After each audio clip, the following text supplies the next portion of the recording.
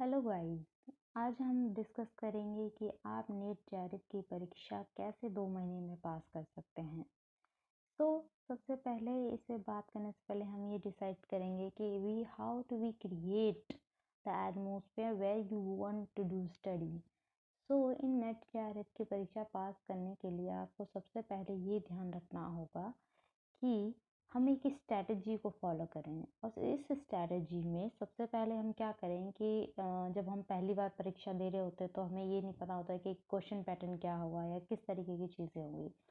तो इस चीज़ को टैकल करने के लिए we have to solve the 10 years question papers. For example, if you learn this question paper then you can trace the pattern of questions. I mean कि कैसे questions आ रहे हैं, क्या पैटर्न है। जैसे जो यूजीसी का अगर मैं ट्रेस करूं तो उसमें मुझे देखने को मिलता है कि पब्लिक एडमिनिस्ट्रेशन से कुछ थिंकर्स होते हैं, उनके कुछ कॉन्सेप्ट्स हैं या उनकी कुछ फेमस बुक्स जो रहती हैं उनको मैच करने के लिए आता है। दूसरा जो टाइप है वो रीज़न और असर्शन वाला आता है, यानी कि आपको कारण, आपको एक स्टेटमेंट दिया होगा, एक स्टेटमेंट दिया होगा, उसके बाद आपको उसका कारण बताना है। और दूसरी चीज़ है कि जब आप ये सब चीज़ें कर लेते हैं उसके बाद हमें कुछ गुड बुक्स पढ़नी चाहिए फॉर एवरी यूनिट।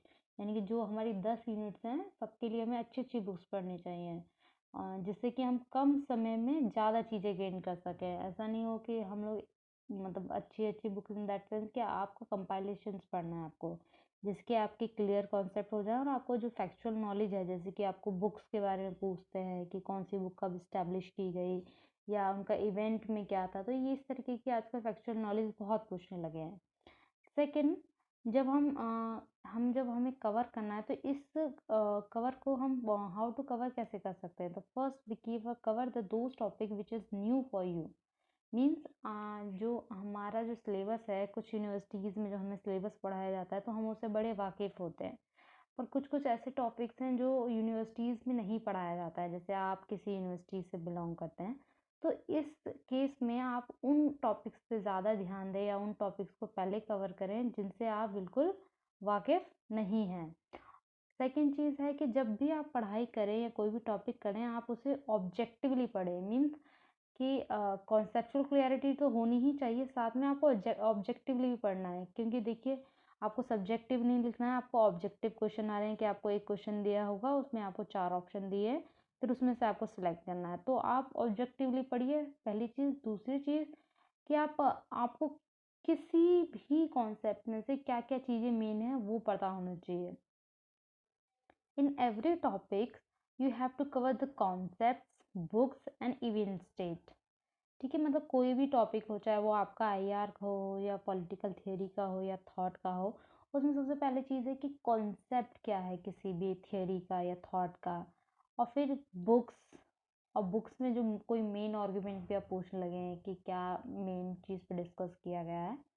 फिर इवेंट्स डेट, मतलब डेट ऑफ इवेंट्स क्या है, इवेंट्स की डेट क्या है, कि जैसे अभी चोरा चोरी की घटना कब हुई, नेशनल मूवमेंट्स में कब कौन कौन से मूवमेंट्स कब हुए, या कौन से प्लानिंग कमीशन कब बना, ये सब चीज़ें।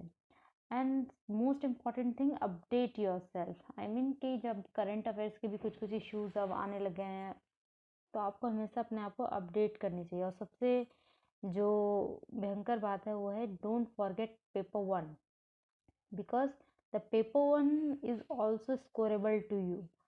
क्योंकि पेपर आपका जो रिजल्ट बनेगा वो पेपर 1 और पेपर 2 दोनों के मिला के बनेगा, तो इसलिए आपको एटलीस्ट इसके लिए भी आपको 10 years के क्वेश्चन पेपर सॉल्व कर लेने हैं, क्योंकि थोड़ा सा आपके क्षेत्र के बाहर का होता है, तो इसमें आपको थोड़ी सी मेहनत ज़्यादा करने की ज़रूरत है। So guys, thank you for watching and please do subscribe the channel for upcoming video. And next video में मैं आपको कुछ बुक सजेस्ट कर दूँगी for every unit, you can try to read. And thank you.